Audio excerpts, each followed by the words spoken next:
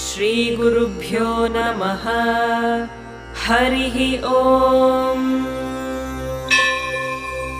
शुक्लाम्बरधरं विष्णुं शशिवर्णं चतुर्भुजं प्रसन्नवदनं ध्यायेत् सर्वविघ्नोपशान्तये। यस्य द्विरदवक्त्राद्याः पारिषद्याः परश्शतम् विघ्नं निघ्नन्ति सततं विश्वक्सेनं तमाश्रये। व्यासं वसिष्ठनप्तारं शक्तेः पौत्रमकल्मषम् पराशरात्मजं वन्दे शुकतातन्तपोनिधिम्। व्यासाय विष्णुरूपाय व्यासरूपाय विष्णवे नमो वै ब्रह्मनिधये वासिष्ठाय नमो नमः। अविकाराय शुद्धाय नित्याय परमात्मने सदैकरूपरूपाय विष्णवे सर्वजिष्णवे। यस्य